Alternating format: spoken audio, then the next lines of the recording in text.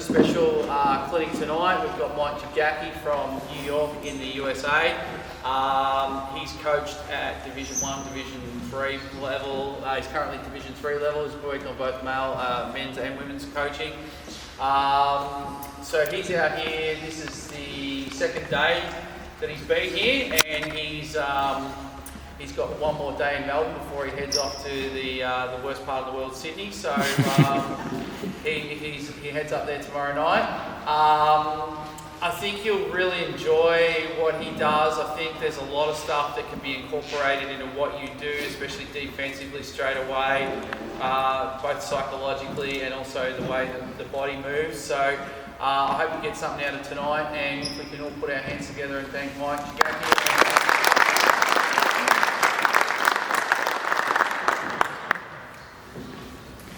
First off, I want to thank everyone for coming, but I also want to thank everyone for what you do, right? I want to thank you for continuing to learn, come into these types of things, and also everything you do for the players you're fortunate enough to coach. My experience with Aussie players, I've had the fortune of recruiting and coaching some of them. I've had the privilege and honor of watching some of them in the States at the college and pro level. And I've had the misfortune of coaching against several of them. I say misfortune because I love how they all play, all the ones I've come in contact. They're always tough as nails, they're physical, and they have a great sense for the game, especially when it comes to passing. And those are my types of players. Tough players who are unselfish. And so I want to thank you guys for everything you do, because obviously you're doing a ton right and setting these players up for success. Today, hopefully I can help you guys or add some value when it comes to developing individual defenders. That's going to be the main focus of the talk. And we'll build it up to team and scheme level stuff. Before we get started, I thought it would be best to give you a little bit more background about myself and my journey. Not because I particularly like talking about myself, but mainly because I think it will give you a good perspective of where I'm coming from and what I've learned along the way. So I know I look pretty young, and I'm not going to tell you I'm not. Right? I've been coaching for 10 years, a little bit more than a decade. I started coaching when most people in our profession, and rightly so, are still playing. I started coaching when I was 19, 20 years old. I've had the honor and privilege of working my way up, seeing that this was a strong passion of mine. And I started at the youth and high school level, and I worked my way up to the high school prep, Division 1, Division 3 college level. I've coached both the men's and women's side, and I've coached a bunch of different players, different skill sets, and everything in between. But what's more important to today's conversation is that 10-year-plus journey has been intensely focused on the defensive end. One main reason for that is when I started coaching, I was very self-aware. I knew that I wasn't walking in the gym with some instant credibility from a great playing career. I wasn't getting that. I also wasn't going to be able to rely on that amazing playing career to pull from experiences, drills, and things that I had learned from coaches. I also wasn't mentored under a legendary coach. Right, as a young coach. I was thrown into the fire. Started coaching youth leagues as a head coach, assisting my high school team. And so everything I learned in those early days was all self-taught. I had to devour as much resources as I could. Reading books, watching clinics, DVDs, YouTube videos, whatever, blogs, everything in between. And those first 2 years, it was my goal to try and understand every fundamental there was in basketball. So that if a player came to me and said, "Coach, I need help at improving this area," I could break it down or build it up. That was my goal. And I think all you know, right, when you're going after that type of thing, and you want to learn better shooting technique, you want to learn about the fundamentals of shooting, that stuff is readily available. DVDs, hundreds of pages of books written about shooting. It's so much shooting information that it's contradictory sometimes, right? And you have to sort that out yourself, obviously. But it's easy to find those resources, especially as a young coach. When it comes to dribbling, tons of resources, tons of highlight moves and different trainers teaching different things to exploit the rules of carries and travels. Plenty of information out there. And it continues, post moves, finishing, blah, blah, blah, blah. But when a fourth grade player came up to me when I first started and said, "Coach, can you help me improve my defense?" It kind of struck me. Because the only thing that was coming to mind were maybe some simple zigzag drills, a lot of team drills. And so I went back and I looked through my resources, and I was right. Like, out of the 1,000 pages of coaching books I'd read, 11 of them were even about individual defense. That's 1%. And to me, individual defense is a lot more important than 1% of basketball. And so, what was frustrating even more so was what I had read, and what I then searched and read more of and watched, was that coaches were saying, defense is a choice. You choose to be great at it. Defense is all about effort. 90% effort, 10% heart. We've all heard the cliches, right? I couldn't bring myself to accept that. That fourth grade kid, Dylan, who came up to me and said, "Coach, can you help me improve at defense?" And I said, "Oh, kid, you just need to try harder." I mean, I wouldn't allow myself to say that to him.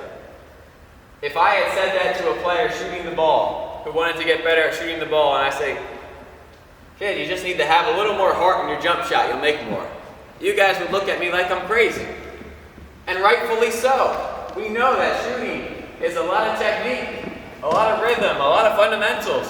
We know that about dribbling, about post play, about finishing. And yet when it comes to individual defense, we have this perception that it's just a choice. It didn't make sense to me.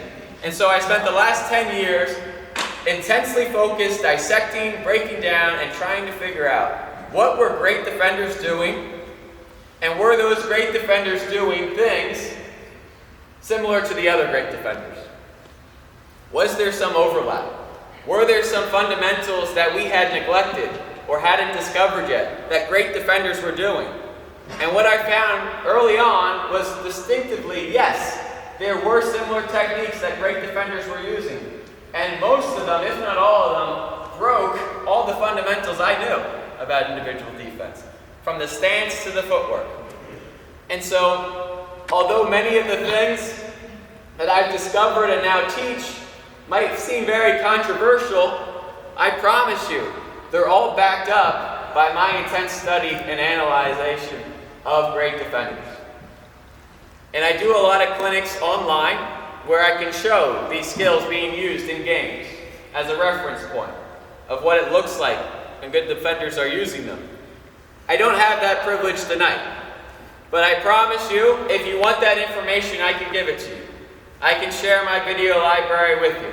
You can find a lot of resources on my YouTube page. You can follow me on Twitter, Mike_Jagacki, where I tweet out all defense all the time. And if you want to sign up for my newsletter, which is completely free, it's just some emails maybe once a week about things I've been looking at defensively. If you sign up within the next 10 days, I will send you automatically the video library for my first book, where you can see all these techniques used. Okay, to do that, you just go on lockdownhoops.com, type in your email, and that's it. Okay, and I'll send it right to you. That's not too much of a plug, I hope. Okay? But I just want to be able to share that resource if you are interested in it. I'll also share my email at the end of the night too, if you have any questions you want to reach out to me specifically. Now, all that's to say, before we get started, that I don't want to neglect heart and effort, because we know that is a big part of basketball, especially on defense. For me, heart and effort, that's the price of admission on the floor. If you don't have that, you shouldn't be getting on the floor for me, right? It's up to me, though, to help you get the best out of that hustle. And that's what I think we all take ownership on. The kid that gives you everything, and hopefully you can give him everything back, or her, and maximize their ability. Also, a lot of the drills we're going to focus on tonight are perimeter-based. think a lot of the game has become that way, perimeter based. We have teams obviously shooting threes more than ever. Pace and space has been the new trend. And a lot of coaches talk about dominoes, right? How you can get one advantage to trickle into the next, and now the defense is in scramble, and now we're being able to drive, kick, hit open shots, get great action. So to me, the new generation of lockdown defenders are going to be perimeter oriented. And we see that in the NBA. Yes, we still have great shot blocking centers, but the Defensive Player of the Year award used to only go to those guys. Now it's going to different players. Undersized guys like Draymond Green, guards like Marcus Smart, wings like Kawhi Leonard. So we can see this shift happening in real time. It's the guys that can lock up in the perimeter and take away that first domino from falling that are going to help defenses the most. It's the guy who, in a scramble rotation, can X out on the weak side, close out the guy, take away his drive, deflect the pass, and stop all that scramble from happening. And now we've reset our defense with a late shot clock violation, right? Or now they have to throw up something. So it's going to be the perimeter anchors now that are going to transform the game. And the last thing before we get started, I might have said that already, is that when we think about the time we dedicate in practice, a lot of it is probably on the team scheme of defense. A lot of it is probably on the offensive scheme, set plays and things like that. And I guarantee you a lot of you also include shooting drills and dribbling drills, because we know that if we can improve the player's offensive abilities, that will greatly improve our team's offensive abilities.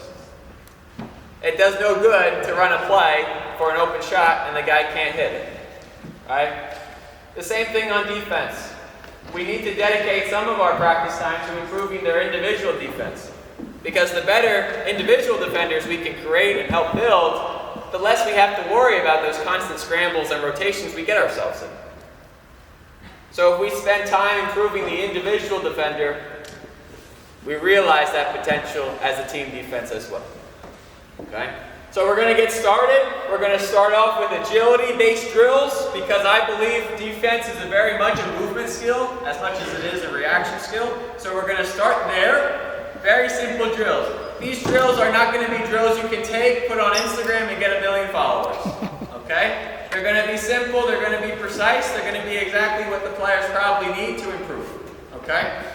We're going to focus on the agility, the footwork part of it. Then we're going to build into some live one-on-one concepts. We're going to build further from there, and then eventually get to the team, and then at the end break down the scheme. Okay? Just as a preview. So let's get started. Can I have one player out here? Good, thank you. Let's give him a hand.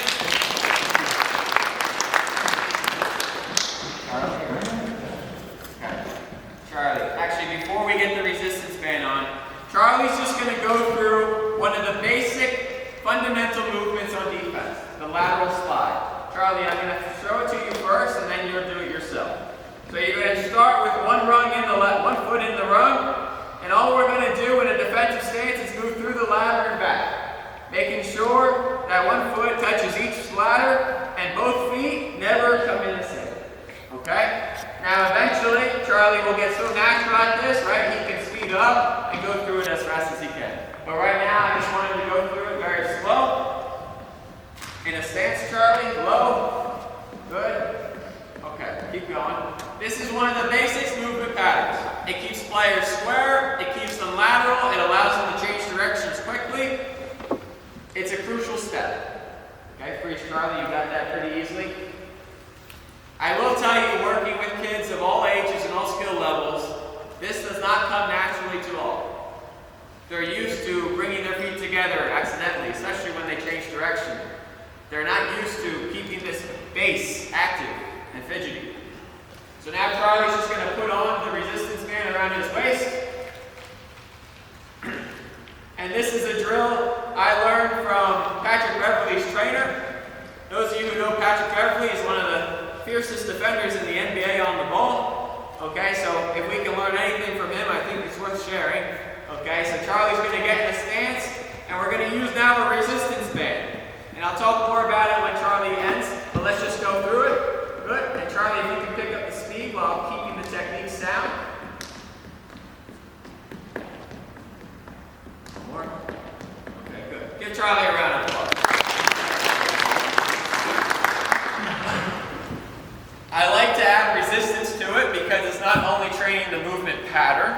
which is important, but also trying to develop those explosive muscles.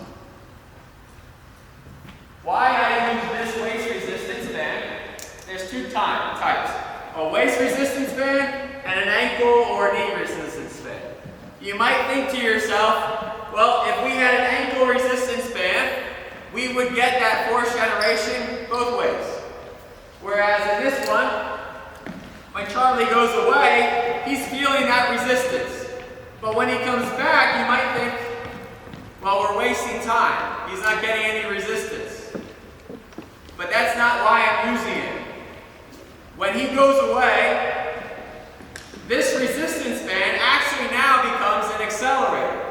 It's pulling him back faster than Charlie would normally go. So now we're training the resistance phase away and the agility phase towards. Where now it's challenging him to move faster than he normally would, which is helping his brain rewire those mechanics. So we're getting 2 for 1. Obviously, we would then need him to face that way to work the other side of his lateral triplets. Right? But that's number 1. Number 2, defense is not always lateral. We know that. Actually, before we get there, some problems you can occur when working with defenders, and this is on an individual basis. Where do we generate force from when we slide? Some players think you're throwing your leg out. That's not the case, right? What's happening is I'm generating force in the inside balls of my feet. And just lifting this foot off the ground is enough for this foot to push it. It's a force thing. What you'll find, and I implore you to ask your players, especially the ones that are not very good at defense, ask them, hey, Johnny, you're not very good at defense. Hey, Johnny, where do you get most of your blisters when you're playing? Hopefully he gets some blisters, that means he's playing pretty hard. But they'll say, bad defenders, they get their blisters on the outside of their foot. Good defenders get the blisters on the inside of their foot. Because that's where all the contact is. That's where all the force is. The outside foot is for braking and rolling ankles and not generating force. The inside foot is what's key. So that's good to know, but how do we train that? How do we correct that? So a very easy way to do that. You take a resistance band and you put it behind the player. Now, Charlie, what do you have to do to make sure you don't get pulled back? Yeah, you have to stay on the balls of your feet. So go ahead through the ladder again. Put one foot in, yep. Okay, so now with the band behind him, he is forced to stay on the balls of his feet. If he is to go on the heels of his feet or the outside of his feet, he would fall backwards and be off balance. So that's a very simple way we can use the drill to automatically correct an inefficiency that a player might have physically. I know that not everyone will have access to multiple resistance bands, and you might be thinking, wow, this would be great to work with the player one-on-one. How can I incorporate this into my team? I understand that. For me, or like watching the University of Virginia in the U.S., one of the best defensive teams year after year, they'll do this in the preseason. They'll have these rungs lined up on the sideline, and during their dynamic stretching routine to start practice, they'll go like high knees and whatever they're doing back, and then they'll get into the ladder with a teammate, do the resistance bands, then go back into their stretching, do some more footwork stuff, go back into the stretching. And that's a great use if you have time to do that. Especially in the preseason for us, we can spend a lot more time doing things like these so that when the season hits, they have those skills. In a practice situation, especially as we get later in the season, we might not have that ability to spend that much time when we're preparing for opponents and different things. And you guys might not have access to these ladders or resistance bands. But like we do at the camp today and what I've done with my teams, you can use lines on the court. I see that in many of the courts here. You have pickleball lines. I think this is a pickleball court. Right? It's just starting to become a thing in the US. But you can use these lines the same, right? These lines are great indicators for that spacing. Okay, so we can do that as a footwork without resistance band, just to get into the movement pattern. The other movement skills we can do that are defensive lateral techniques are the crossover step and the two-touch slide. The crossover step is when I bring my outside leg across my body and then push off into a stance. Now you might be thinking to yourself, Coach, I've heard you should never cross your feet on defense. Well, I can promise you that every great defender I've ever watched does the crossover step. Why? Obviously, you would like to do a touch slide, a Beverly slide, as much as you could. But there are situations where maybe a counter move or maybe a long closeout attack where you have to cover a lot of ground as a defender. And so let's say I wanted to cover the distance here. If I was doing a lateral slide like we had just practiced, 1, 2, 3, it would take me 3 slides almost to get to this point. Whereas if I do one crossover step, I almost exceed that. Okay? Now, can you survive on crossover steps? No, right? You'll be twisting in your ankles and all that. But it is a very important skill for great defenders. And so we will also include that in our warm-up as a team. We'll go through the warm-up, and then we'll get to a line, and then we'll just do crossover steps like this, right? Getting to the line every time. We'll also do two-touch slides, which is a little more controversial, and I will say I don't teach it as much, but it is used. And if you really want to see these videos, again, that goes back to the front. If you're, you can sign up and stuff, and I'll send you the videos. But a two-touch slide is when you bring the feet together. So we're going to this line. This foot comes near it, and now it's able to explode. Okay, so it's a quick foot replacement. Quick foot replacement to explode farther. Again, it covers more ground in 2 steps than a lateral slide does in 3. There are pros and cons to all these things, but from what I've analyzed and seen, these are what effective defenders do. And from what I've taught and seen the benefits of, it has really helped struggling defenders become average and average to become great. Okay? So those are some things when it comes to just basic footwork. The last thing, which is most important for players that really struggle on defense, let's move up closer, Charlie, is what we call a cushion slide. A cushion slide. Maybe a better name would be a retreat slide, but I use the word cushion, okay? Cushion means we're keeping the distance between us and the offensive player. Because defense, we know, is not just lateral, it's north and south as well.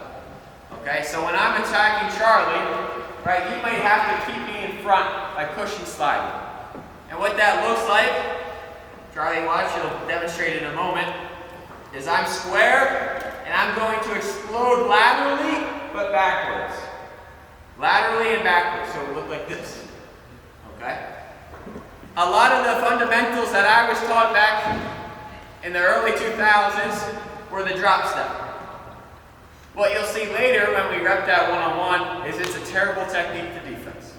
Dropping your hips is going to expose not only your top foot for a counter move, but it's also going to expose a great driving lane. And you then have to ride and foul. So what we want to teach is a cushion slide. How can we stay square to the offensive player on the attack? Charlie told me before the clinic he takes a lot of charges. Scottie Pippen takes a lot of charges and does it on the ball too. The reason he's able to do it, he's moving backwards and laterally, which is legal guarding position. As long as I'm moving backwards and laterally and square to the offensive player, if he hits my chest, because I catch his attack, I can take a charge. And I love charges. Okay? It's a foul. I'm usually a great player. It's our ball. And hopefully we're closer to the bonus. Okay, so Charlie, to work on this, you're going to stand in front of me. I'm going to be behind you. And all you're going to do is cushion slide, 2 slides this way. Most important thing is keeping square to the audience here. Okay? Let's see how it looks. Ready? Go.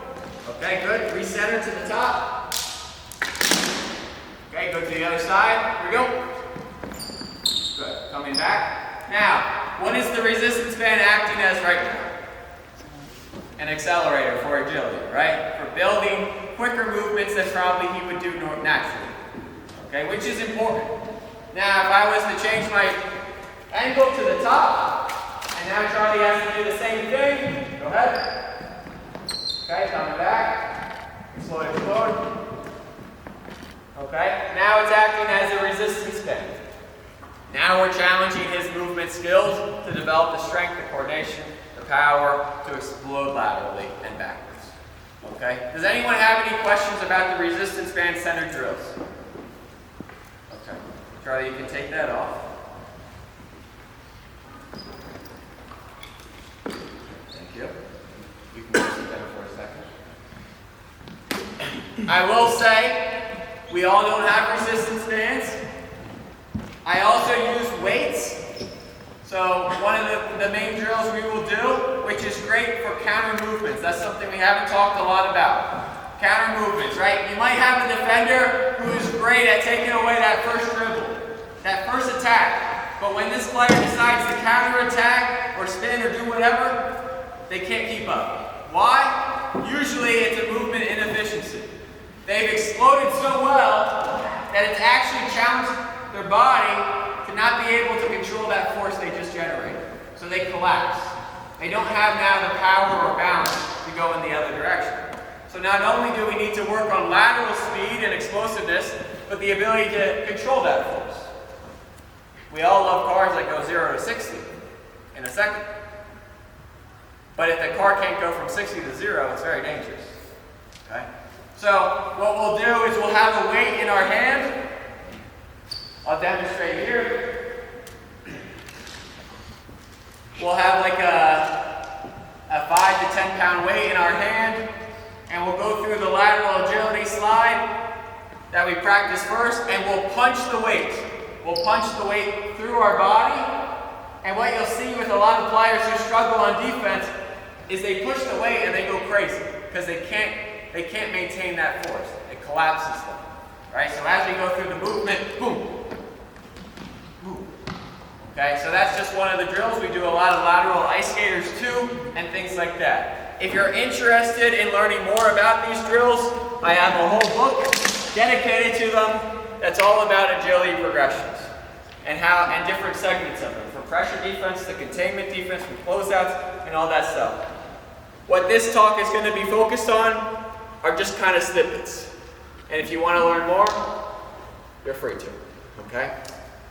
That's the individual segment. Now let's move on more to ball drills. Okay, so can we have 2 players out with the ball? Okay. Let's start right here on the foul line. I'll take the ball. Okay. The first drill we're going to do is a mirror drill. Very simple. Very common in sports like American football, where lateral speed and reading the defender and offensive player is very important. I love the agility stuff. I think that's crucial. To take a player from average to excellent, you need to do that kind of stuff. Because you need to develop the capability to explode and move laterally and things like that. To take a player from really poor to average, you might have to do some of that stuff when it's very clear that they're struggling with movement and efficiencies. But for the most part, it's more basketball sense. More angles, more reaction time, things like that. But it's going to be both of those things combined that elevate them even further. So now we're going to get into that phase. How would I take a player who is really poor, a liable player, a liability, and make them average? The first thing I would do is put them through the mirror drill. So we're going to use the foul line. Who wants to be on defense first? I love it. Spin, right? Do anything crazy, juke him out, stay on your side of the mirror. Charlie's goal is to just keep him in front. To keep him, let me be you, Charlie. Hold this ball for a second. To keep Max square. I say square, people say chest to chest. I say square because that means my hips aren't open or he's not outside my frame. If Max jukes me out so bad that he gets outside my frame, he gets 1 point. And we go for 20 to 30 seconds.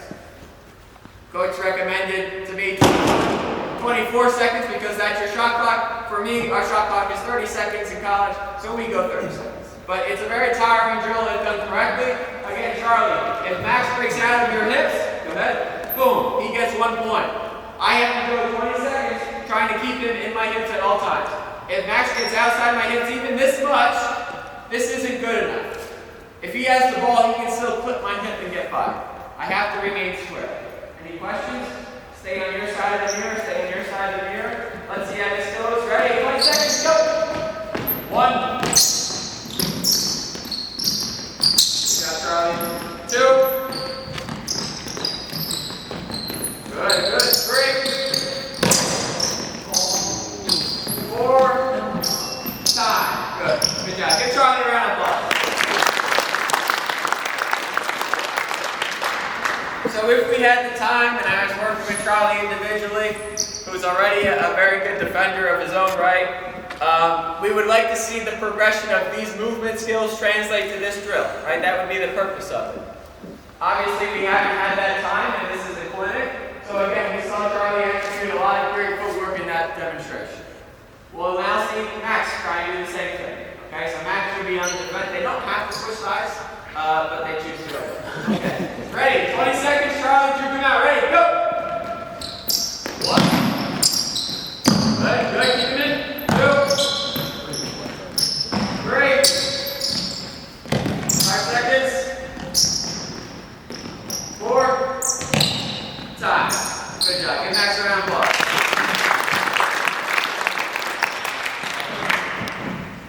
Okay. Now I would add a ball to the drill. There's a couple reasons I don't always add a ball to the drill. Number 1, depending on the skill level of the players you work with, sometimes adding a ball is extremely limiting to them. They can't move and shift players very well. All right? It's hard, even at higher levels, to get guys who can move laterally with the ball very well.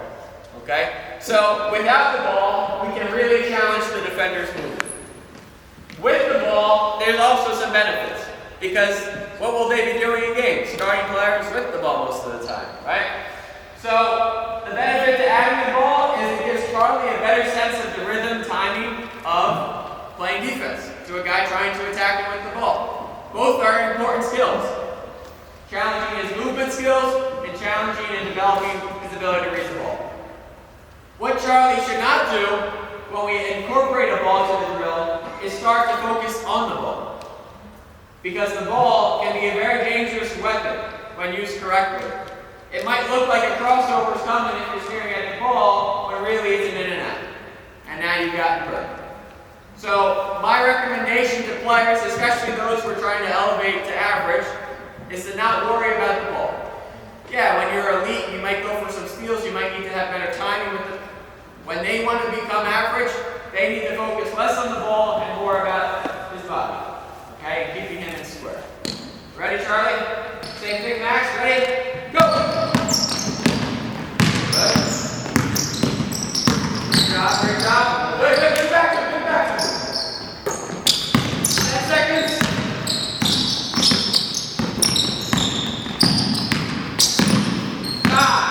Good job, Charlie.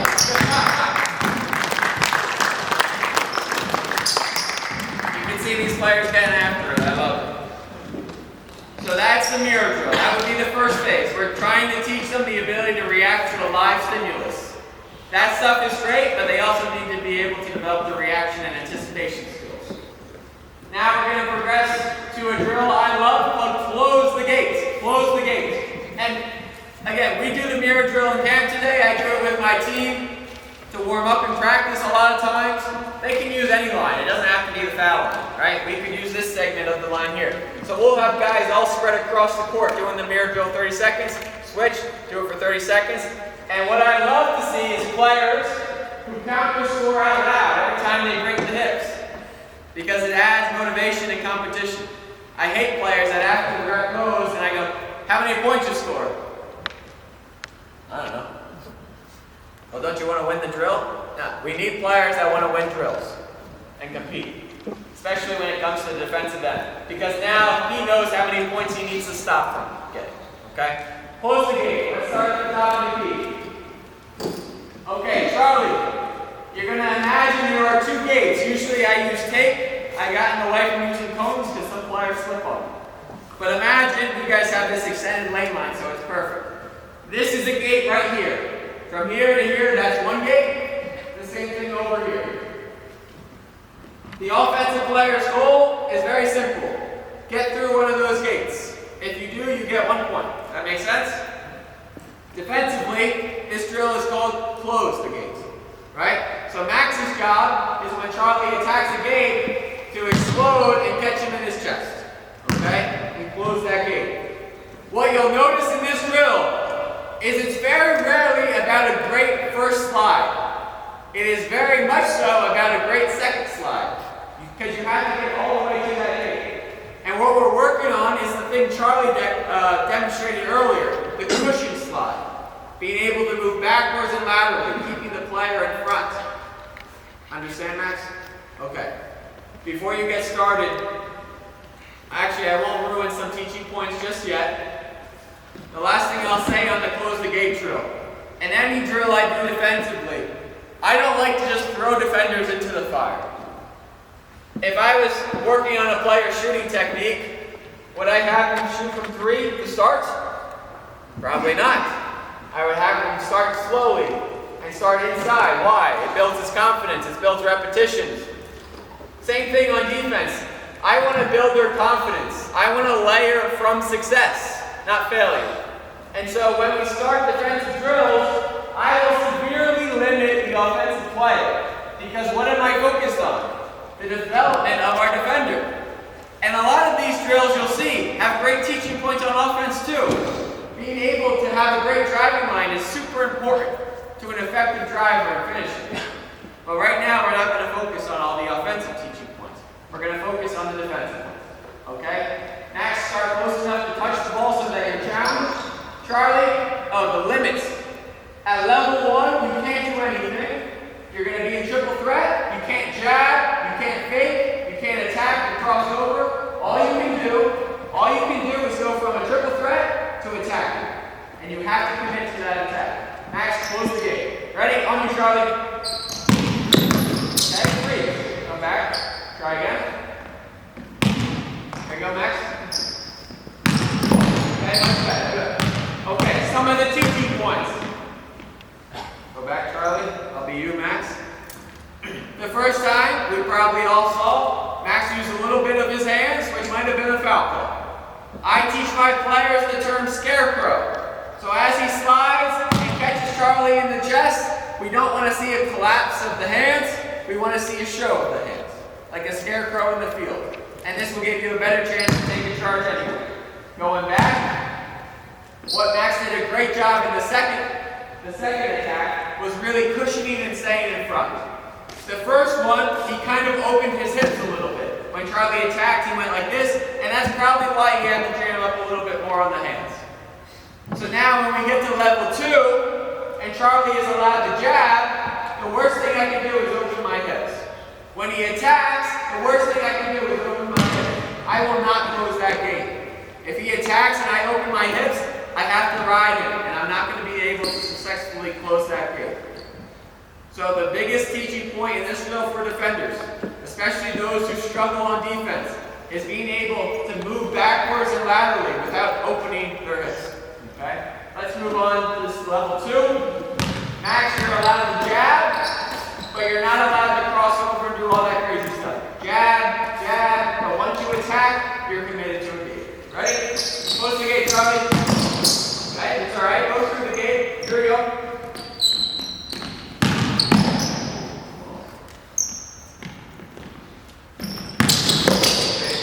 Max, if you could go actually through the gate, that would be better.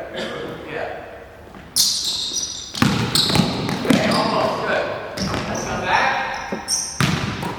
Okay, some teaching points when we add jabs. Let me be you, Charlie. A lot of times, watch out for the demo. When we add jabs, I've already talked about the danger of opening the hips, not only for the driver lane, but the top foot. What we also see is guys who overreact to the jab, right? So as Max jabs, boom, I did it incorrectly, jab again, boom, I might do this one, right? Really slide to cut him off. Or really open my hips and do something. What I want to see players get used to, especially on that jabs, is taking the jab, go ahead, with the back foot and staying square, not over pursuing. Okay? This is called the retreat step, taking the jab with your back foot. Because if he doesn't jab, if he jabs, he doesn't drive, and now he goes up to shoot, I can come back. And now he drives again, jabs again, boom, hop back, come back, hop back, come back. And then when he decides to attack, boom, whether it's a jab cross or not, I'm still going to be in position. So let's try again, Charlie. Ready? Good. Good. Good. Good. Okay. Good move. All right. Give Charlie a round of applause. Okay, stage 3 is adding a live dribble. So Charlie will now start with a live dribble to start the drill. Charlie, you're allowed to do anything outside the 3. You can shift it, you can shake it, you can get into your dance bag. Okay? As soon as you attack though, you're committed. Once you break the 3-point line, you're committed. That makes sense? Alright. Max, what I can't see you do right now is just wait for him to attack. We don't want defenders just staying on their heels the whole time. So what Max should be doing as Charlie's getting into his mid-stage package is stunting to be inactive. Because if Max stunts forward in my dribble, what does he expect me to do right away? React. And so Max knows that as soon as he stunts, he should be anticipating the cross. So he's actually gained an advantage. When he jabs, he can now react. Jab and get back, like cat and mouse, coming in and out. Don't just wait for him to attack, but you still have to close the game. That's the most important thing. You're not trying to get a steal. Ready? Here we go. Shake and take. Again. Don't move your hips. Here we go. Shake and take, Charlie. Good. Stunt that. And raise. Max, that time I didn't see any fake at the ball. Here we go. Again. Last one. Good. Step back. Good. Much better.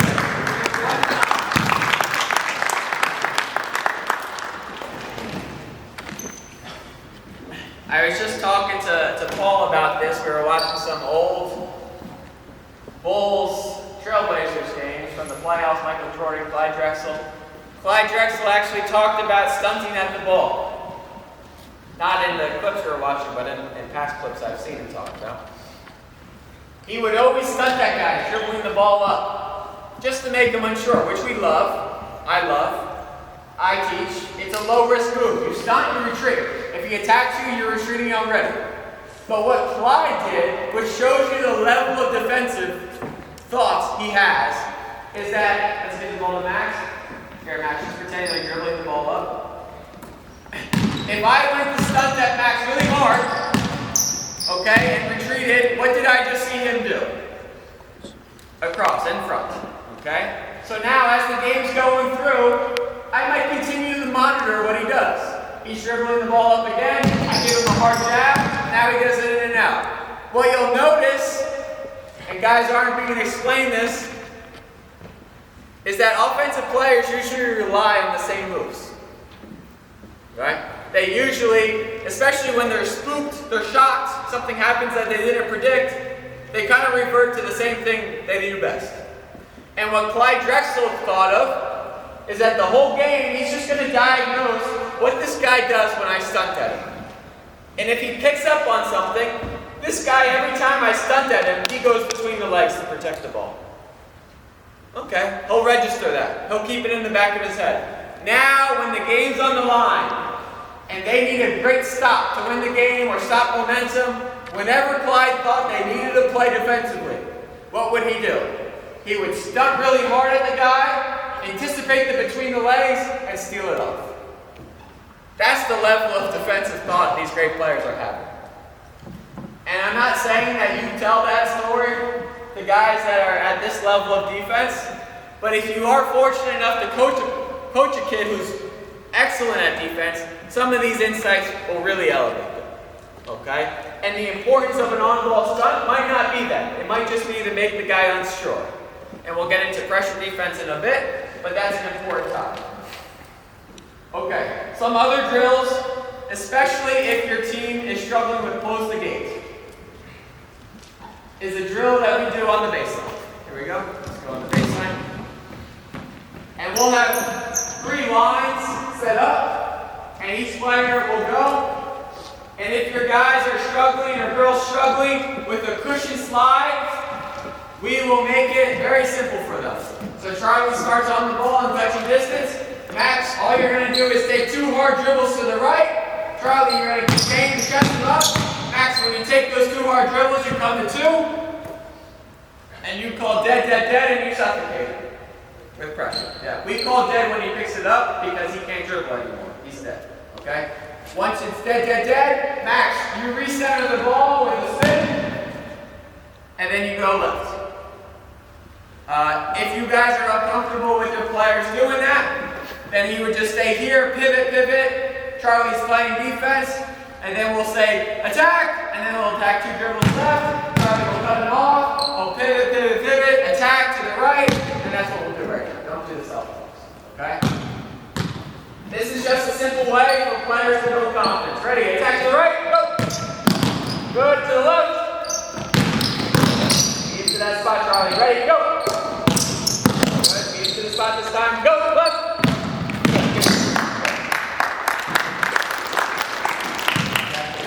Start a very simple drill. What we have with my guys is that on the 3rd cutoff, we take a charge. Because I am a firm believer, as I've already said, on taking charges. And if we can teach proper defensive position like this, we want to be able to take charges on the ball. Once your team is pretty good with the cushion slide and advanced pass to close the gate drill, we will do this drill, but we will not limit the offensive player to a direction. So now Charlie can attack either right or left. Max has no idea, but you can only do 2 dribbles. Okay? Max has to cut him off. And the drill is, if Max can take a charge at any moment. If he does, he gets out of the drill. He succeeded at the drill. He won the drill. Max, if you're not able to take a legal charge, and you don't have to do it right now, as Charlie attacks, if you're not able to take a legal charge, Charlie would recenter the ball with a self-toss, and then you would play again, 2 dribble attack, trying to take a legal charge. At the very least, if they don't get a legal charge, they're usually in better position than how we started. Okay? Anyone have any questions on trying to take a player and develop their containment skills with the drills we just focused on? Because we're about to transition to pressure. Yeah? Where the player didn't have the ball, so the offensive player is probably at an advantage. Do you tell young defenders to focus on a certain area of the body, like feet, hips, shoulders? Yeah, especially when we're doing the mirror drill and things like that. I don't want them focused on the ball unless they're an elite defender who's going to go after some steals and stuff like that. Maybe you'll read the eyes too, the ball, you'll read a bunch of different things. But as a struggling defender and an average defender, we want them to focus on this area right here. The shoulders, to me, can fake you out. The feet can obviously fake you out, things like that. This section, even with the most sophisticated stunt and goes, is pretty predictable. Okay? So that's where we have our players look most of the time. Good question. And yeah. I was just coaching a young girl for individuals the other day, talking about body and hands and see what you can get away with the referees before they start making the calls. You're sort of talking about scarecrow before. Yeah. In terms of teaching that and the aspect of when they get below the 3-point line, start to get into the post area, you start getting hands on. What sort of, do you teach kids in that aspect of one game situation, see what the rest of it call or not call with hands on, hands off. Yeah. And as you start getting into the post play, you start getting the physical down there. Yeah.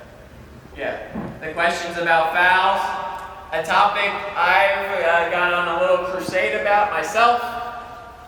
Some prominent coaches have talked about, and this is different for every pro. I've talked about limiting fouls as effective defense. All right, the team who doesn't foul is a good defensive team. What I found through the analysis that I've done, is there is no correlation. The teams that foul the most and the teams who foul the least, and fouls are not correlated to winning at all, at the college level in the U.S. or at the pro level. And I'll get to your question specifically, but a funny thing too is, I listened to a football coach, Mike Leach, who's now passed away. He was a very out-of-the-box thinker. And the same thing is in football. Like, a good football defense doesn't commit penalties. We've all heard that in the States. But what he thought was, I don't even know if that's true. And so he ran the numbers like I did, and he actually found the opposite. The teams that committed the least amount of penalties in American football were by far and away the worst defensive teams. And you go, how could that be possible? Well, it's possible because they're not in position to make any penalties. They're constantly getting beats. They can't even hold. They're just getting gone through. And so I'm kind of a believer in that as well. If you watch my teams in the preseason, we're fouling the hell out of people. If you watch us in the pressure drills we're about to do, I let a lot of stuff go, especially early on. I'd much rather pull back the rope as the season goes on than try and push it forward. To me, it's a lot easier to work on a player who's over physical than under physical. So I let a lot of stuff go early on. To Coach's point, that kind of sums up what I believe too. We love the scarecrow because it helps us take charges, but a lot of times we can get away with an armbar, and we do. Okay? There's only been a couple games where the fouls have really got out of hands for us, especially only one time this year. And it happened for both teams, so it's fine. But yeah, so like Max demonstrated a couple arm bars earlier on drives, I'm fine with that. If the ref takes it for an easy one, then maybe we correct it, right? And it comes to a game situation. Now Max knows he can't get away. That doesn't mean he should never practice it, because there's probably going to be more times than not he can get away with it. So why would we take that away from him? And especially the lower they get in the court, the more physicality we probably have to impose. And let's talk about walling up right now. Charlie, come here. One of the bigger things, attacking this basket. When the player's attacking, let's say a containment specialist like we just worked on, there's going to be a point where they get to the basket and we need to make a play. We call this walling up. So we will disengage our hands to put them vertical, our hands behind ears because this foul is stupid to me, right? Our hands are up, our chest is in the shoulder of Charlie as he drives. And as Jay Wright said at Villanova, we are fouling with our lower body and playing legal defense with our upper body. So as Charlie drives, I am trying to push him off his line, but I'm showing my hands and my chest to be efficient. But really, my lower body is trying to push his driving line away. Because we want him to show up, throw up some crazy shot, fading away, as opposed to me falling backwards, and now he's getting a layup, and I think I'm rolling up. But that's a soft wall, not a strong wall. So I hope that kind of answers your question. In the post, we get away with a lot of physicality. Okay. Let's see. What was the next drill? Any other questions before we move on? Okay. Pressure defense. My favorite drill and my player's least favorite drill. Pressure box. Max, come in here. Okay. Charlie, face that way like you're doing. Max, face him like you're about to defend him. On the other side. Don't worry about the basket. When I ask my players after the season, what drills you remember the most, things like that, some self-reflection, especially on the seniors who are graduating, immediately they said, what the hell was that drill we did where we're in the box? I said pressure box. I go, yeah, that thing was tough. Okay? It's a very tough drill. We're working on pressure defense. And so Max, let me be Max for a second, is working on in-your-shirt pressure, which means Max should be airtight, breathing the same air as Charlie. Okay? Get to know him.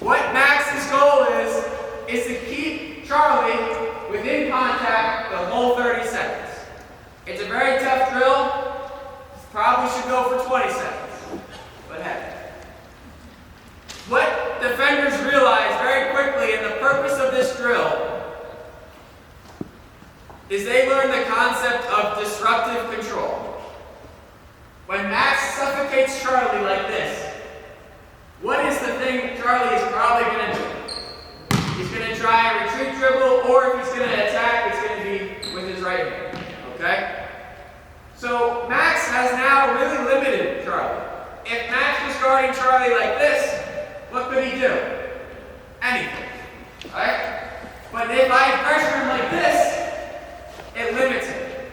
So now I've gained an advantage. So now even before Charlie starts to dribble there, I can beat him to that spot. And now what is Charlie probably going to do?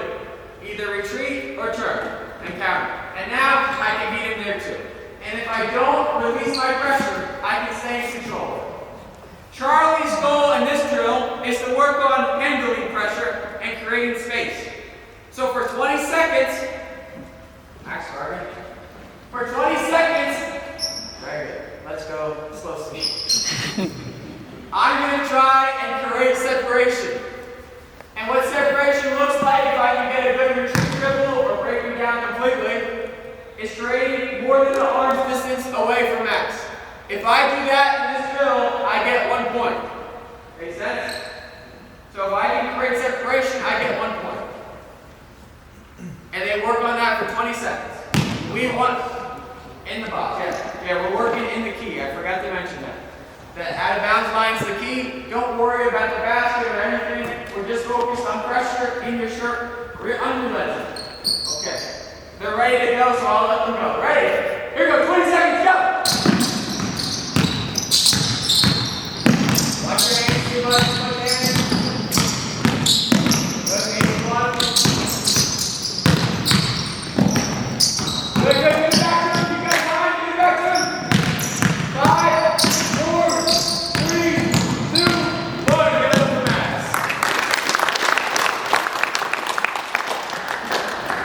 Again, I love Max. Just watching him, knowing him for 15 seconds, right? Again, eventually, would we need to maybe work on 2 hands on the body at once? Probably. Would I need to fully eliminate 1 arm bar?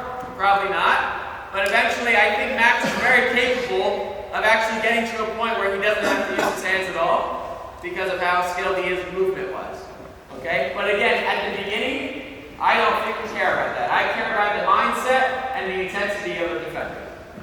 Okay. One thing I see wrong when doing this drill a lot is that when a player attacks, go ahead, Max, and then retreats to create space, they don't continue to pressure them. They'll maybe keep him not so that it's more than an arm's distance, but now we still don't have control. Okay? So when a player tries to retreat, we want to maintain that pressure when we're working on pressure. So do not unrelent. The other thing is that, let's say Charlie's doing such a good job with the pressure, the offensive player dribbles it off their foot or something, and now has to go get it back. What Charlie should not do is wait for him to pick the ball up and attack it. What Charlie should do is like a shark that smells blood in the water. Attack. The guy just started bleeding. Attack him. Feast. Okay? So that when Max has to go get that ball because it dribbled off his foot, he's already pressured the hell out of it. Okay? And he has to continue. Okay, they've already done it once. Does anyone have any question on pressure box? Okay, so we work on offense and defense at the same time. One of my favorite drills, one of my players' least favorite drills. Pressure box. How much space do you give them, sorry? We usually use the box of the paint, the lane area. In camp and things like that, or for us, we have side baskets so everyone gets their own kind of thing. But you can use any space. You got, especially with the courts I've seen, there's been a lot of lines. Sometimes we'll do it with a group in the center circle. You know, so we'll use cones. We usually will have sometimes 6 groups, 12 players going in the half court, just with different boxes we set up. All right, and then we'll walk around as coaches on the perimeter to hold up fingers so that they are working on their offensive vision as well. Okay? So it's not just one group's going and everyone's waiting, we get all the groups going. Second drill, to build the mindset of a great defender, we start on the baseline. We call this one-on-one lane line. Max's goal is to get to the top of the three-point key and put the ball down. Okay? But you have to stay within the lane line. Charlie's goal is to make sure he turns Max as much as possible. Turning a player is simply as Max attacks, Charlie cuts him off. Max has to change directions. If he changes directions, that's one turn. So let's walk through it slowly. We go. That's one turn. That's two turns. 3, 4, and 3 is good. He puts it down at the top. He now is on defense. Charlie's on offense. Charlie gets how many dribbles do you think? The same amount that he just worked his butt off to get. He turned the player 4 times, so Charlie is rewarded with 4 dribbles. If Charlie had gotten 1 turn or 0, he would be rewarded with 0 or 1 turn. So we are instantly rewarding the player's defensive effort to the offensive side of the ball, and equating defensive success to offensive success as well. So it's a great mentally building drill. Again, Max, as you're going through offensively, you don't have to get to the edge of the lane line to turn. Okay? You guys want to try it? One-on-one lane line. Ready, Charlie? Here. 1, 2, 2 dribbles, Charlie. Pressure, Max. Ball up. Okay, a little late ball. Ball good. All right, that's one-on-one lane line. The last drill we'll do when it comes to pressure, at least that I'll demonstrate tonight, which also relates to the containment defender, is called 12 seconds of hell. You guys might have to modify that title, depending on the age group you work with, but that's what we call it. So let's have an offensive player on the wing, defensive player on it, and we'll have everyone paired up around the 3-point line doing 12 seconds of hell, usually 4 groups, 8 players in our station. For 4 seconds, Max is going to just mirror the ball as Charlie pivots hard. Okay? What mirroring the ball does is activity on the ball. At New Paltz, we call it heating up the ball. So you'll hear us yell a lot, heat, heat, heat. That means to make sure the players are being active with their hands. Because if you ask my players, what clips did I show more than anything else when we did filming? It was guys making plays on the ball with their hands. Not just deflections and steals, but delaying the passer for throwing an on-time, on-target pass. Because if Max is just defending in a stance with no activity, just waiting to be attacked, what can I do? I can throw a great pass to a guy cutting backdoor. I can throw a great pass to a player coming off a stagger screen to hit a 3 in our face. But with a little pressure and hand activity, I might have to pivot and then throw that backdoor pass. And just that timing allowed our help side to pick it off, or just allowed our defender to recover. That off-target, off-timing pass to that shooter made him unable to have a great rhythm into his jump shot. Allowed our defenders to recover a little bit. And I show those clips more than anything, because I need the players to buy into their activity on the ball is not just for steals. It's to help the players behind defend, to buy them time, to protect things. There's been plenty of times the backdoor cut's been wide open, but they don't throw it because of the activity on the ball. The post player's wide open, but they haven't been able to throw it because of the activity on the ball. And I think this drill is a big portion of that. We do this drill a lot. 12 seconds of hell. So, let me be you, Charlie. When I am looking like a passer, the ball is above my hips. Max should be taking space away from me and disrupting me with his hands. When I bring it down to a triple threat, he should pop back and give me space, ready to guard against the attack. So it's a constant movement, constant in and out, constant hand activity. He should never be a statue. Statues are not good defenders, just like cones, okay? And depending on your rules, if you don't allow baseline or you don't allow middle, you might make that focus in this drill. But right now we're just going to go 4 seconds of intensely pivoting, looking to pass, looking to drive, and Max is going to be very active. After 4 seconds, because it's 12 seconds to hell, I'm going to yell dribble. Charlie, you're going to dribble, maintaining a little bit of your space. And Max is going to stunt at the ball, not looking to steal it, but stunt retreat, as Charlie just moves and dribbles for 4 seconds. And then I'll yell dead. And Charlie, you'll dribble and pick it up. And when he picks it up, we yell dead, dead, dead, dead, dead, and we smother the hell out of it. Now, what I hate is players who are too cool. Cool players get you to lose games. Okay? So when Charlie picks up the ball, we yell dead because we want some vocal pressure on this guy. Because it's a lot different to do this and to do this. Dead, dead, dead, dead, dead. A lot different.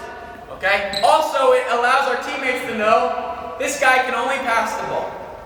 So we should get ready to run through that pass and go score about it.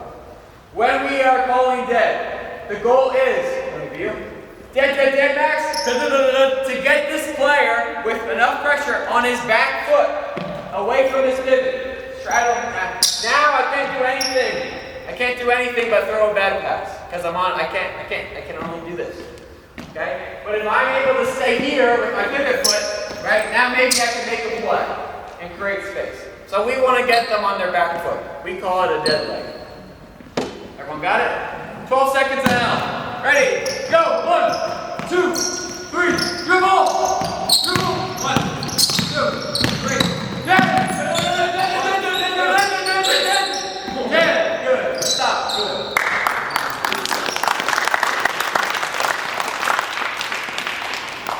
So again, is it a completely live drill? No. It's building habits. Do we spend 3 hours doing it? No. We rep habits and then we move on to team scheme and team defensive drills. We rep habits and we then add layers to make it more live? Yes. But again, building the habits I think is important. So that's 12 seconds of hell. Last point I'll make on it. A player like Max can do 12 seconds of hell like a pressure defender. Taking space, applying pressure. A player that maybe is less laterally agile, we still need him to apply heat, but it won't be in your shirt pressure usually. So even if the player can't defend him like that, we still need activity on the ball. We still see players that aren't airtight get deflections because they're active on the ball. Not because they have to be chest to chest, but because they're active with their hands, their feet. So it might change depending on your players, how close they can get, and what heat looks like to them. And we stress that with our players all the time. Heat is not about proximity, it's about activity. Okay? So those are some of the basic drills we do to help develop individual defensive skills, from containment to pressure. Now we'll get to the next segment, which is closeouts. Closeouts to me are probably the most important skill on defense. I probably should have just asked this question. What do you think the most common technique is on the defensive end? But I've already ruined it. It's closeouts. Obviously, someone has to pick up the ball as it's coming down the court, but everyone else on your team is going to have to use a closeout to start guarding the ball. And even the guy who picks up the ball, he passes it, and he gets it back, now has to use a closeout. So I don't care how great you are guarding the ball one-on-one. If you can't close out, you're never going to be able to show it. Unless you're constantly picking up the ball, which is sometimes great, okay? But being able to close out is one of the most important skills. It allows you to show your on-ball prowess, okay? So let's talk a little bit about closeouts. The first teaching point is a very odd drill, but I got it from someone very respected, okay? And I've seen the value in it already from using it myself and studying his teams. It's called shadowboxing. The coach is Tony Bennett. I've already talked about the University of Virginia. So come here, Charlie. Let's actually go for the 3-point line.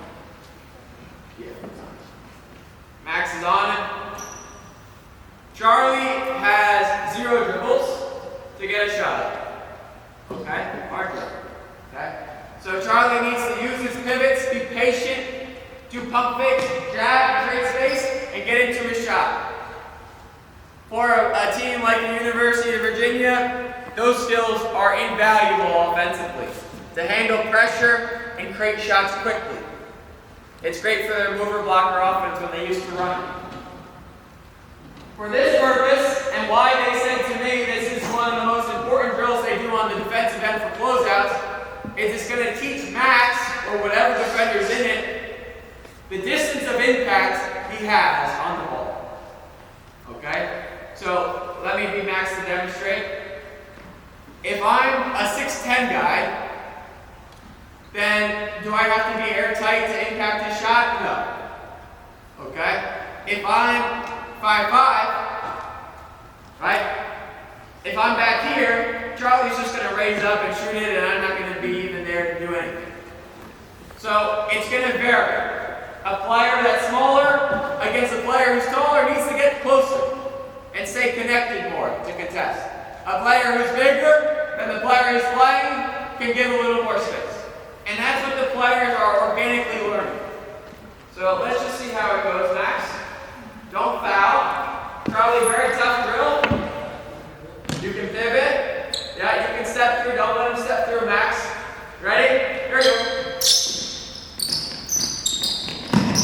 Good. Here we go, Max. Here, Max, try on offense. Active hands, active feet. Good. Good. Okay? So it's a great drill, especially for beginners and to work on offensive players. I will say the step through is not as used in the U.S. as it is here. And the players I've demonstrated this drill all seem to resort to. So that's a great thing too, because it keeps the defender a little more honest.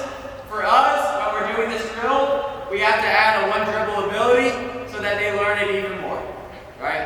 And now, and just pressuring him, you also have to be able to contain his first dribble and things like that. But knowing your distance of impact is going to shape the way you close out on the perimeter. So now we go on the perimeter. Yeah. So in our closeout, now that I've learned in shadow boxing how close I need to be to actually impact the shooter, because he's been getting shots over me with just a jab and shot, things like that. So now, if I'm Max, I might realize that on my closeout, I have to get a little closer than maybe I had anticipated, based on what I just learned going through that drill. Or, conversely, maybe he learned that he was already too tight, and he can give a little bit of a cushion. A taller player closing out, right? He needs to be more worried about the space, because he has the length to contest. So distance of impact is an important thing. Now let's talk about technique. Max, come off the ball. I'm a huge believer in early hand, and early high hand.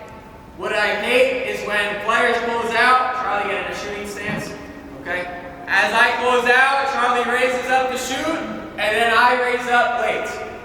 And he's already released the ball and gone through a shooting motion as my hand is coming up, and the player said, "Coach, I contested." No, you didn't. You were late.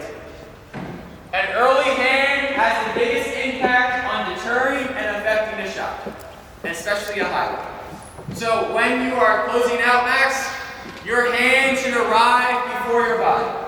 Okay? The second thing, let's talk about footwork, because this is a huge debate in coaching. What should you do when you close out? Well, Max, before you answer the question, I want you to go on the baseline. And Max, I'm going to have you sprint for the foul line and back. It's not a punishment. Oh, no. But I want you to go your hardest just for these coaches to see. Ready? Ready? Go! Back. Okay. What did we see? Did he? To come to a complete stop, did Max do this? No, he didn't. Okay? When you teach an offensive player to drive hard and come into a jump shot, do you teach him the stutter step to come to a stop? No. When he's going for a layup and you tell your players to land on 2 feet, do you tell them to stutter? No. Okay? Why do we demand it on the defensive end? The other side of that is a belief that maybe we can just run and kind of stride stop into it. That's a big technique at the pro level in the NBA. The problem with that, especially the lower levels you get to, is three-pointers aren't nearly as effective as they are in the NBA. And the NBA, if you're giving up three-pointers, it's a recipe for disaster. So coming out and going to a stride stop is the quickest way to take that away.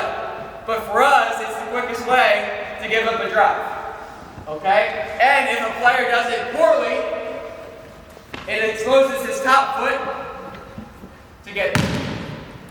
So I just told you why I'm not a believer in the stutter step or the stride stop closeout. So what does that mean? Where are we? Okay. Well, we're in two places at once. Number one, we're debating a topic that is a result of an inefficiency. We're trying to figure out what the player should do when he's arriving late, when we should be focused on making sure he arrives on time. We don't want players to arrive late to the bus stop, they'll miss the bus. The worst case to do is Charlie's already caught it, and now I start my closeout. Yeah, it's going to be hard no matter what we choose to do. But if we can work on arriving on the catch, we don't have to have this discussion. Because if I arrive on the catch, I'm just guarding the ball now. I'm not guarding your closeout. And so we do drills called steal second, which is a baseball term. If you guys are familiar with baseball, a player on first base can steal second base when the pitcher throws it. Okay? And he has to get to base before he gets picked off by the ball. So he has to get there before the ball. So we do a drill like we're doing a shell drill, 3-on-3 shell drill positionally, and we'll put boxes, or I'll just use my imagination. We'll have like a big box, take down to the floor, or again, we'll just use my judgment, calling out. And as the players pass it around, Max goes to a gap. As the players are passing it around in our shell drill, whether it's 3-on-3, 4-on-4, 5-on-5, if Max arrives late to the base, it would be 1 out. And we would see how many passes they can successfully get to on the catch before they get 3 outs. Okay? Now obviously, Max, if you can arrive on the catch, okay, then you would be safe and you would be able to continue the drill. Okay? The biggest thing with that is Max's ability to anticipate. He should not just be in the gap thinking about the ball or in la-la land. What I teach my players is if I'm in the gap or I'm off ball, I'm focused, yes, on my position, but my mind is always with my opponent. Okay? So my position is my help, but I'm always constantly getting ready to close out. Because I can't be surprised when the ball leaves his hands and passes, and now I'm late. I am always thinking, that ball's coming, that ball's coming, that ball's coming! And I'm there on the pitch. Okay? But if you need me to answer the question about what to do with our feet, I believe in a 4-step breakdown. Paul from PGF Performance believes in it. He has a lot of great stuff on movement skills, like kind of the stuff we started the demo with. A 4-step breakdown would be very simple. You're sprinting out here, Max, and you can maybe do 1 or 2 choppy feet, boom, boom, and then come into a stride step. Okay? Sometimes going 10 choppy steps isn't enough to impact the ball. He'll shoot over you, and obviously we've seen the flaws with the opposite. Okay? So I don't think we need to demo this, but we will anyway. Okay? So be active, fidgety in the gap, being ready to anticipate. Let's have some activity, man. Yeah, good. Just a little bounciness. Okay, ready? Okay, good, beautiful. Now, we'll also teach closeout technique with the drills I've already showed you. The mirror drill and close the gate drill. We'll advance those to incorporate closeouts. So we'll start the mirror drill with Max under the rim, Charlie at the foul line, and Max will just soft toss it to Charlie, work on his closeout technique, and then go into our mirror drill. guy behind the 3. Max will start here. And again, he'll soft toss it, close out, and get ready to close the game. So the drills that we've already gone over on the ball, we'll incorporate into our closeout development too.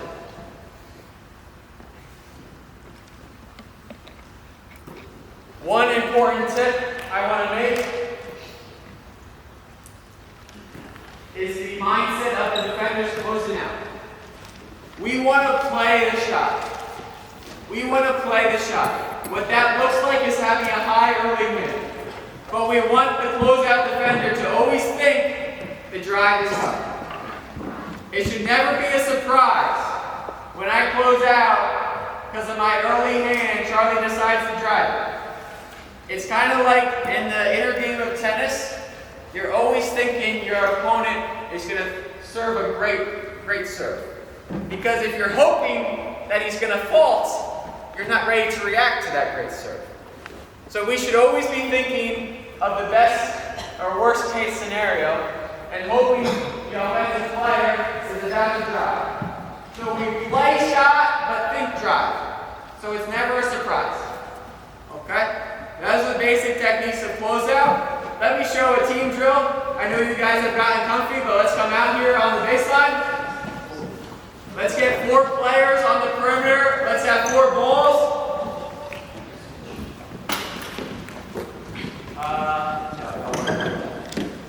Okay, let's have a guy with the ball on the corner. Charlie, go wing. Let's have another guy with the ball on the corner. Let's throw a ball over here on the wing. Okay, let's have 4 players get ready to come on the baseline. Max. Okay, who are you? Fine. Give me another one here. Okay, so they're about to sprint on. Let's go deeper wing. Good. They're about to sprint onto the drill. Max, number 9, you're going to sprint out to the elbows. The next 2 players are going to sprint out to the first hatch. Okay, so let's come out to those spots. They would then slap the floor in unison. Let me just preface this. This is a team defensive drill that's just kind of like a warm-up to our defensive segment. For us, it supplies a tremendous amount of energy to our practice. It takes about 1 minute where guys are coming on, sprinting on, slapping the floor, yelling defense, slapping each other, closing out hard, going into 4 seconds of hell, guarding the pivots, and then the next group's coming on, slapping the floor. It's a big energy drill for us, and it's focused on getting a lot of reps just closing out. And then we'll add 2 dribbles to contain like the drill we did previously. And I'll walk through that a little bit here. But that's the purpose of this drill. Again, just to rep out the fundamentals.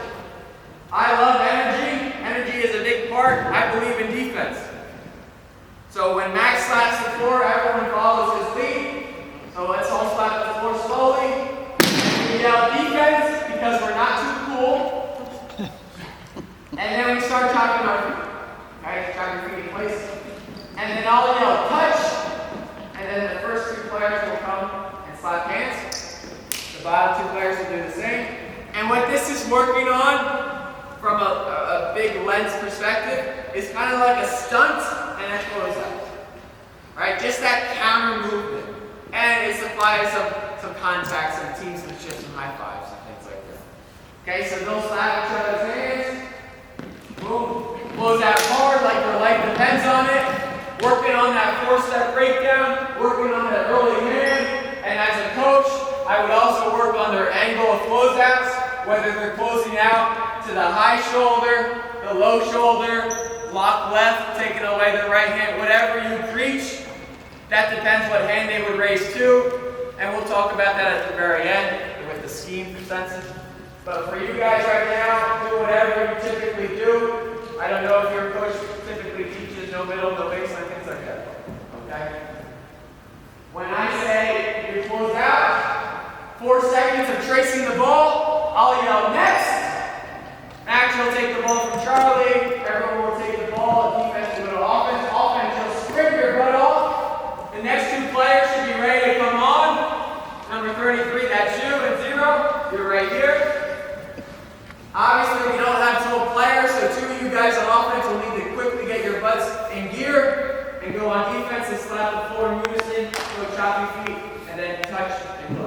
Okay? Let's just see how it goes, okay? Start on the baseline.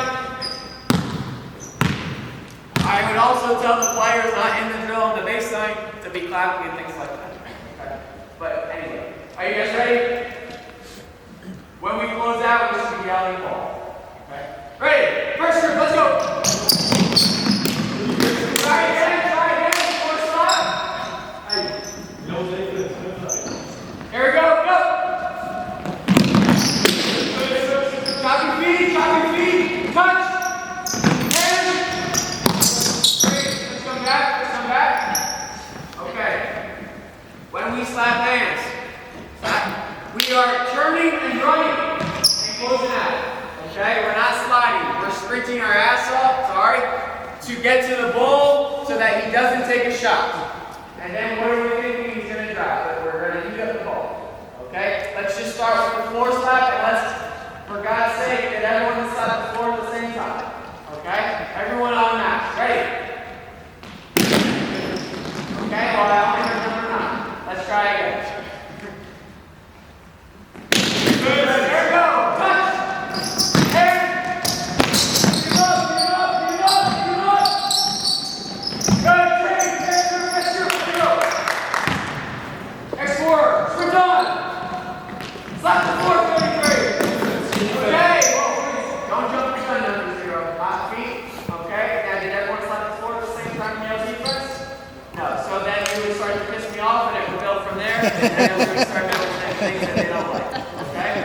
But everyone's got the drill, hopefully. I don't need to keep getting on these guys for it. We would evolve this drill in our progression for team defense with the quarter guys getting rid of their ball. And now we would go into 2-on-2 closeouts, where number 33 would be closing out the ball, and what would you be doing? Closing out to the gap. Okay, again, your gap rules are going to be different than mine and other coaches. Whether you're in denial, whether you're in a pack line, whether you're in a stance like this, it all changes. Okay, based on your system. When we work on being in gap presence, we start to layer in communication. We're working on eating up the ball. If Max does put the ball on the floor to the gap, we have a hard stunt at him. Okay, what I would teach here, come back to the top, is a stunt towards the ball, not in the lane, because this is bringing me farther away from this guy. Okay? So I always want to stunt towards the ball aggressively. Boom! So Max thinks I'm going to steal it. And then on that stunt, what we teach is stick. Okay? So we have a hard stunt and a closeout. And you'll be surprised. If you're a really good stunter, and Max drives it, and I stunt hard, and then he goes to pass it, I've deflected it even not knowing the ball was coming. And we also stick strong side corner, which we can get into a little bit. But those are the rules we teach. I'm on your right, they pass it here, boom, I close out, now I'm playing here, you're in the gap, and both sides are doing the same thing. Okay, reset. And then we would progress this to having one ball. So you would get rid of your ball, and then we would do 4-on-4 shell. I will not show you, I will talk about one other of my favorite defensive team drills that we do. And it's great if you have a team of 12 or more players because it can be 4-on-4-on-4. If you don't have that luxury, you can do 3-on-3-on-3, or you can come up with something else. You're not used to drill at all and just incorporate some of the things that make the drill special to me. So we would do 4-on-4-on-4. So who are the two guys that are off? Okay, just go to half court. Half court, on the hop. If you want to see the best clinic of this drill I've ever seen, it's Brett Brown in 2012 when he was in Australia, and this is the drill he demonstrated, cutthroat.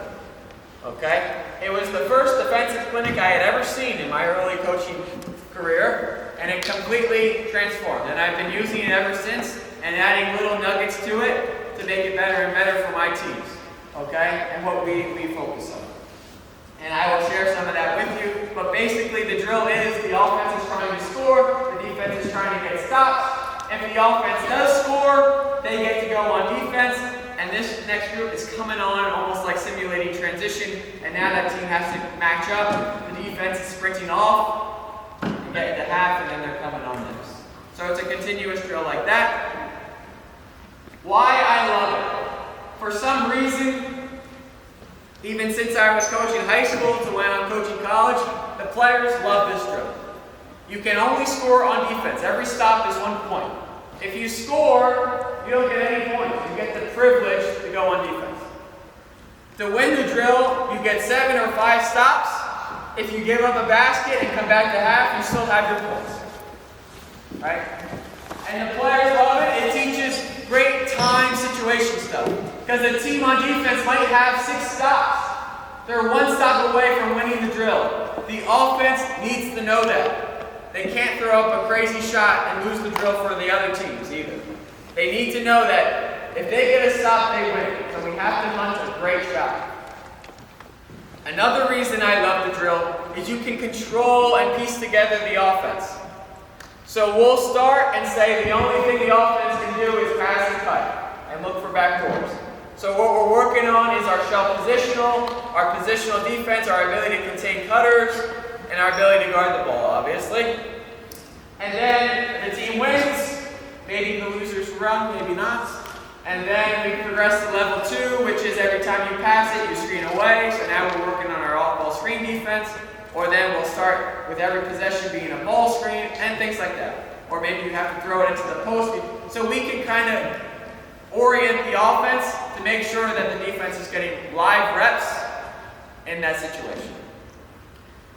The last reason I love this drill is you can set non-negotiables very easily. So for us, a non-negotiable would be giving up an offensive rebound. So we'll do this drill, and let's say the defense has 6 stops or 5 stops. The offense shoots it and gets an offensive rebound.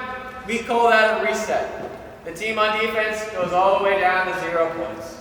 And the players on offense love yelling, 0! Okay? So they'll do that a lot. And guess what the defenders are thinking? We cannot give up a rebound. Okay?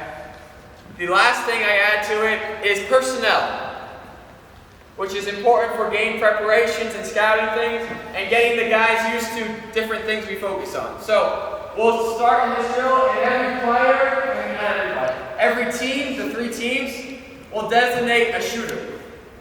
Usually the team's best shooter.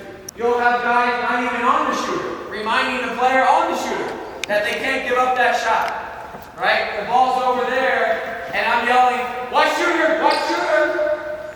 Reminding number 33 so that we don't get a reset. We'll also add drivers, which means if a player scores on a penetration, we get reset. We'll also add target players.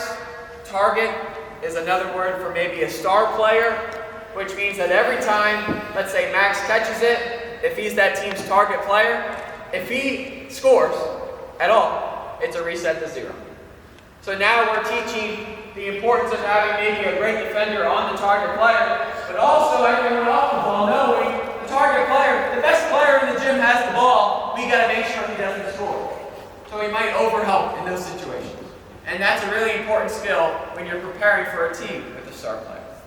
So those are some of the things, and in the dynamic flow of the drill, it's great to hear guys talk and identify, driver, driver, driver, and it's just registering automatically. So I love that drill, and those are some of my favorite team drills, some of the individual stuff. How are we doing on time? We're only 20 minutes over. Okay. So I will touch on one last thing.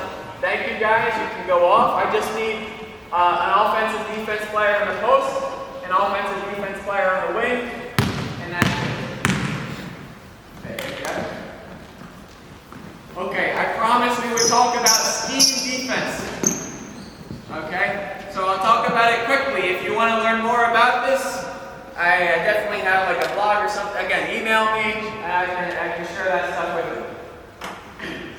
But I'm always critical as my own self, as a coach. Am I putting my players in the best position to succeed?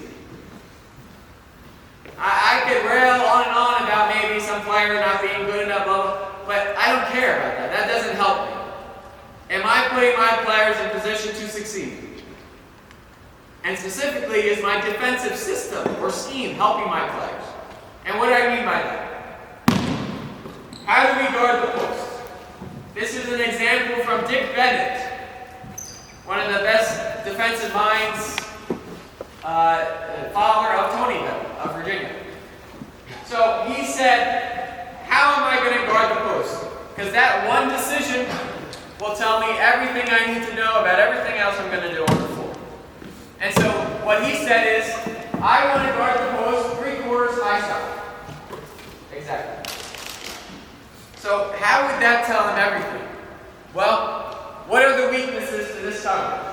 Well, number one, the baseline entry feed is wide open. And if we don't want to leave our post defender on an island every time with easy baseline entry feeds. Okay, come back.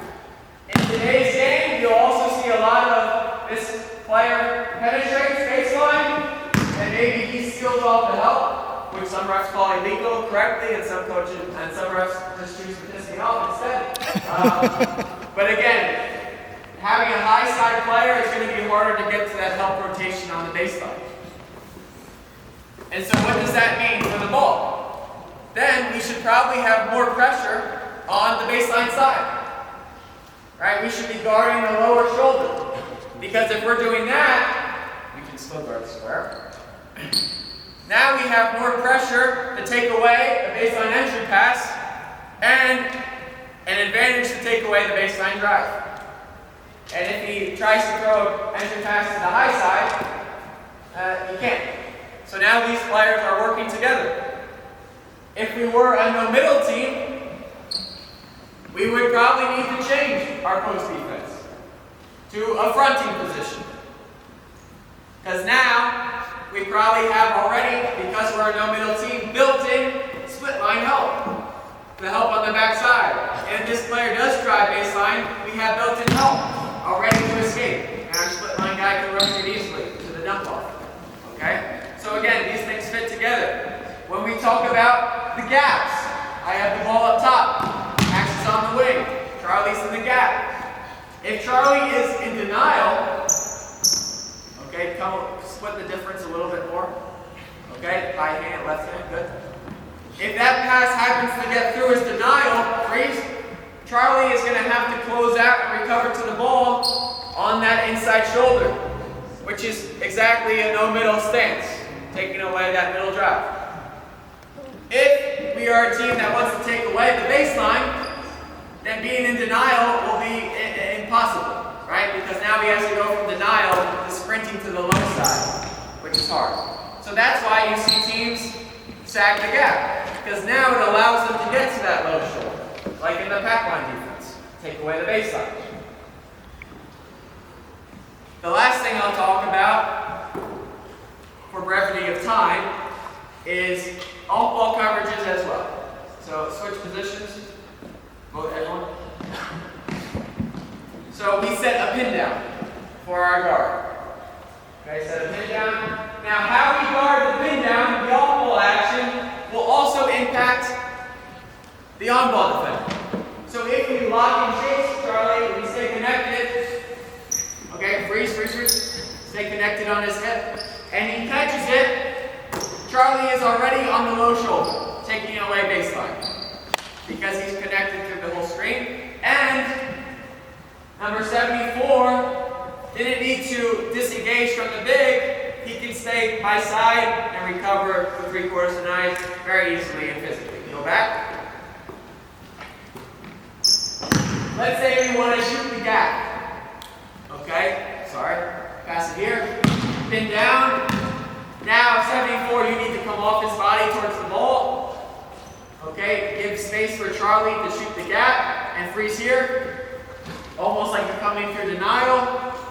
And now if Max catches it, Charlie is on the inside shoulder taking away middle drives. And 74 has to give space so it's easier to recover into a fronting position. So the coverages you choose off the ball is going to impact the ball and dictate your scheme as well. And I don't want to put my defenders on the ball in bad situations. where they have to do something like block and chase, but then take away a middle drive. Because now they're just going to get out of position with counter movements and get beat either middle or baseline. And when it comes to like parrying actions, things can get even more complicated. Right? So like, if, let's say Max has the ball here, come over here, number 9, try to stay ball. So again, we have a situation, let's say chin action, where I'm going to cut off number 9. Set a back screen for me. Okay. Boom, I'm cutting to the basket. If we teach number 74 to sag and help on the back screen, and then 9 sprints into a ball screen, and we're telling them that he should be able to hedge or trap, it's going to be very hard. What we should be in is something like drop coverage, if we're protecting. Whereas maybe if we are more of a team that shoots the gap and we can stay connected, now we can stay connected and hedge. So again, the decisions you make on one coverage are going to impact a lot of different things down the line. I'm not saying that your system needs to be perfectly in sync. You can introduce things to mitigate those flaws, but what I'm trying to implore is making sure you're putting your players in position and not constantly out of position. Because if I'm constantly putting players out of position, I don't care how good they are individually defensively, they're going to struggle. And if we put them in constantly good positions, then even the worst defenders might look adequate. And that's really the true beauty and art of coaching. Making sure that we are elevating all the players. Not just the great and not just the bad to good, but all players to the next level. Thank you guys. I have plenty of time for questions, but you guys have been great. Thank you, players. Okay, give these players a round of applause.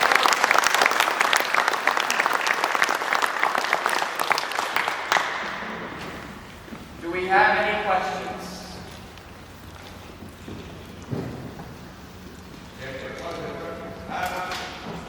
When you talk about handling, you mentioned about challenging a shot during the ball, is there anything else that you really struggling about when you go to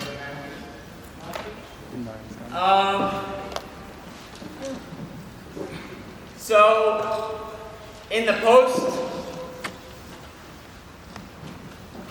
depending on your system, in terms of hand position, that was the question. If we were a no-middle team, so we had a strong split line presence, and when the post player caught it, we needed to make sure we had activity to the inside end. Because we didn't want this post player to be able to hit our weak side defense. Okay? So like hand placements like that, like when the player's on the wing, we would need a lot more priority on placement, priority on hand placement to the midline, because we want to prevent quick reversals, attacking the middle and things like that. I'm not a big stickler to like dig hand and high hand and things like that. That all comes and goes, I think. But that's really my thoughts on that topic. Some other quick things to maybe stimulate thoughts, if anyone wants to dive into these kind of questions. We didn't really talk about what I'm looking at maybe in games, communication, defensively, scouting, and maybe pedagogy too. Does anyone have any questions when it comes to those types of things? Scouting, preparation, in-game management, multiple defenses. We've only talked about really man defense. Yeah. How often would you swap a defense up in a game? Like, Yeah. if things kind of working, scores are sort of going backwards and forwards, we just throw something different in the mix to test it, or? Yeah. This is a great question, and one that I've grappled with for 10 years. Okay, and any coach, no matter how long you've been coaching, grapples with. No one is perfect. At the beginning of my coaching career, I was a big stickler to doing what we do. I thought zones were a weakness, right? If we couldn't guard man, then I didn't want to give him a cop-out. I was stubborn, okay? And that comes from a conversation I had with Ron Adams, who's a phenomenal defensive coach, a savant, a guru in the NBA circles as an assistant coach for the Warriors and Celtics. He told me once, I said, why don't you use more zones in the NBA? And there's been a trend to use more zones. And he said to me, the reason most coaches go to zones is they don't know how to adjust their man. And when he said that to me, I was like struck. I was like, oh man, I don't know how to adjust my man very well.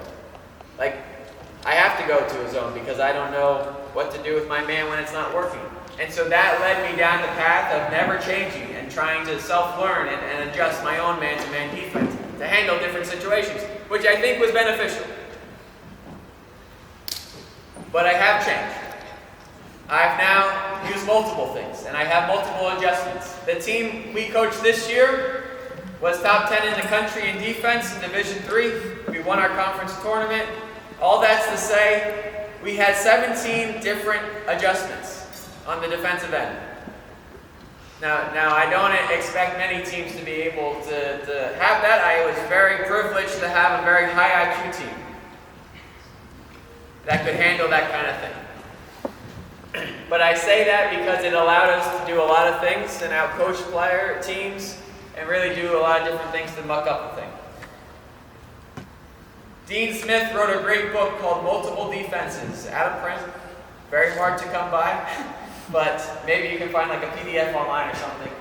He talked about not always being just on your heels as a coach too on the defensive end, hoping they miss. Attacking. How can you, we call plays on the offensive time, every time, right, to attack, to find weaknesses. He would change his defense all the time. Not because he said it himself. We have a 2-3 defense, we have a 3-2. This is Dean Smith speaking. We have a 3-2 defense, we have a run and jump, we have a full court man, we have a 2-2-1 press, we have all these things.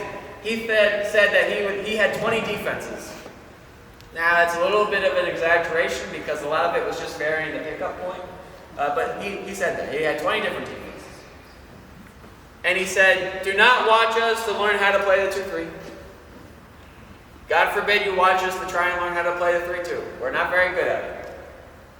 Because we only spend about 5% of practice on our multiple defenses. We spend 95% of practices on our man. But the reason it's effective is because you're throwing a curveball at the offense. You're just trying to change the flow of a game. A team has been killing you doing one thing, you change defenses, and even if it's a crap defense, they probably have to change how they're attacking it, which is valuable enough to buy you some time to make an adjustment to your man, or valuable enough just to get them out of sync for a little bit, so then when you go back to man, they're doing something different. So I have become a believer in changing defenses. It's usually when the team has gone on a little bit of a run, obviously, and I always do it at a timeouts. At a timeouts, I always want to throw something to keep our guys engaged and to keep the other coach guessing, especially when he's drawing up something beautiful. Okay? So that's my opinion on multiple defenses. I'm not saying it's correct. I'm not saying if you asked me 5 years ago, I would have a completely different answer. But that's where I've come to nowadays. I wanted everyone to put their hands together and thank all the players.